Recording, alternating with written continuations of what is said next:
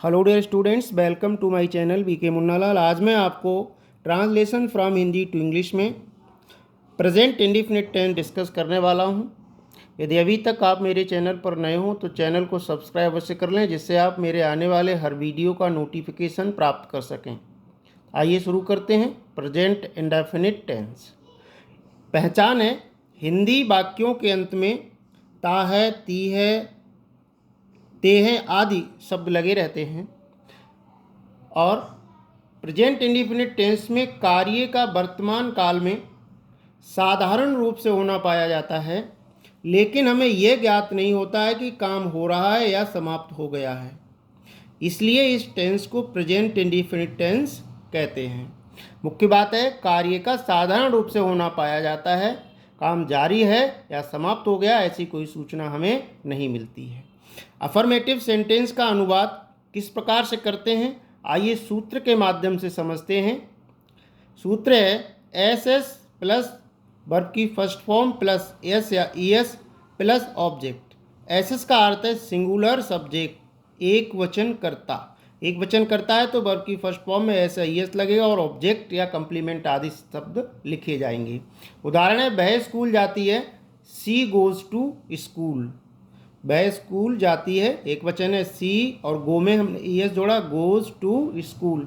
शीला खाना बनाती है, शीला कुक्स फूड। अब दूसरा सूत्र देखते हैं, पी एस माना प्लूरल सब्जेक्ट। कर्ता बहुवचन होने पर वर्ब की फर्स्ट फॉर्म आएगी और ऑब्जेक्ट आएगा। उदाहरण देखते हैं, हम गाना गाते हैं, बी सिंग अ सॉन्ग। चिड़ियाँ आसमान में उड़ती हैं, words fly in the sky. एक बार फिर से समझ लेते हैं। अगर एस एस कहीं लिखा है उसका अर्थ है सिंगुलर सब्जेक्ट, एक वचन कर्ता, और पी एस लिखा है तो प्लूरल सब्जेक्ट है, बहुवचन कर्ता।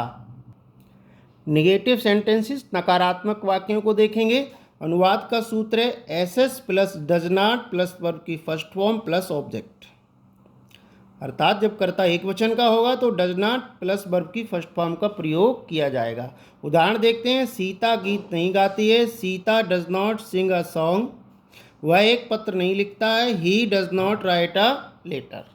दूसरे सूत्र में हम देखते हैं, यदि हमारा सब्जेक्ट प्लूरल है, P S plus do not plus verb की फर्स्ट फॉर्म प्लस ऑब्जेक्ट।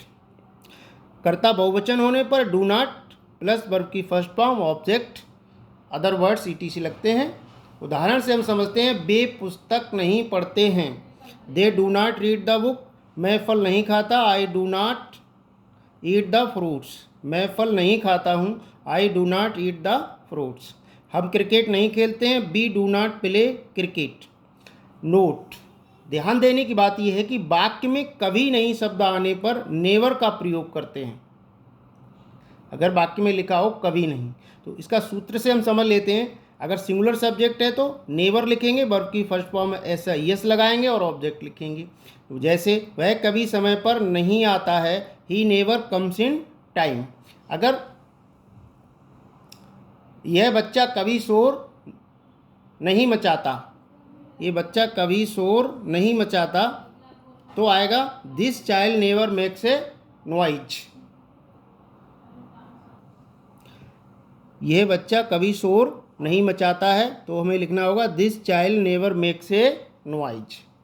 अब हम देखेंगे, अगर सब्जेक्ट बहुवचन का है, प्लूरल सब्जेक्ट है, P S plus never plus verb की फर्स्ट फॉर्म और ऑब्जेक्ट लिखेंगे। वे कभी दूसरों पर नहीं हंसते हैं, they never laugh at others. ये हमने देखा नेवर का प्रयोग।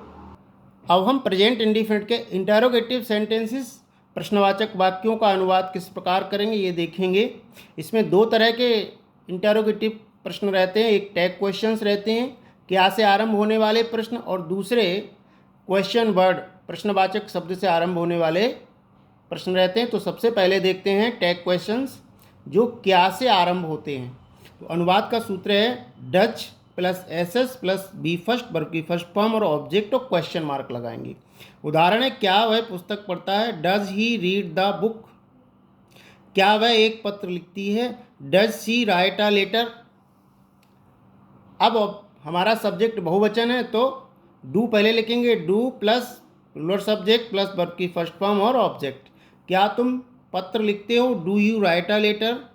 क्या लड़कियां गीत गाती हैं, do the girls sing a song. अब हम देखेंगे क्वेश्चन विथ क्वेश्चन वर्ड्स।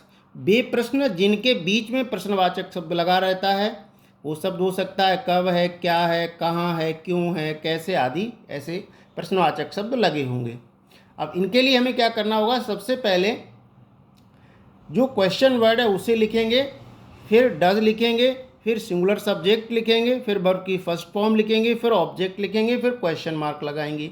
अब उदाहरण है, वह काम क्यों करता है, वाई डज ही वर्क, वह कहाँ रहता है, वेयर डज ही लिव। अब हम देखेंगे बहुवचन सब्जेक्ट होने पर क्या करेंगे, सबसे पहले क्वेश्चन वर्ड लिखेंगे, फिर डू लिखेंगे, फिर बहुवचन सब्जेक्ट पीएस प्लूरल सब्जेक्ट लिखेंगे, वर्ब की फर्स्ट फॉर्म, फिर ऑब्जेक्ट और क्वेश्चन मार्क। उदाहरण, लड़कियां अपना पाठ कब याद करती हैं, when do the girls learn their lesson. तुम प्रतिदिन समाचार पत्र क्यों पढ़ते हो, why do you read the newspaper daily. अब देखेंगे प्रेजेंट इंडेफिनिट टेंस में इंटेरोगेटिव निगेटिव सेंटेंसेस, प्रश्नवाचक नकारात्मक वाक्यों का अनुवाद कैसे करते हैं। सूत्र है, सबसे पहले टैग क्वेश्चंस जो क्या से आरंभ होते हैं प्रश्न। सबसे पहले डज लिखेंगे, सिंगुलर सब्जेक्ट लिखेंगे, नॉट लिखेंगे, वर्ब की फर्स्ट फॉर्म, ऑब्जेक्ट और क्वेश्चन मार्क। उदाहरण है, क्या वह स्कूल नहीं जाता है, does he not go to school. क्या वह एक पत्र नहीं लिखता है, does he not write a letter. अब हम देखेंगे अगर हमारा सब्जेक्ट बहुवचन का है तो क्या करेंगे, तो सबसे पहले डू लिखेंगे, प्लूरल सब्जेक्ट लिखेंगे, नॉट लिखेंगे, वर्ब की फर्स्ट फॉर्म लिखेंगे, ऑब्जेक्ट लिखेंगे, प्रश्नवाचक चिन्ह लगाएंगे। उदाहरण है, क्या वे फुटबॉल नहीं खेलते हैं, क्या वे फुटबॉल नहीं खेलते हैं, do they not play football. क्या बच्चे स्कूल नहीं जाते हैं, do the children not go to school.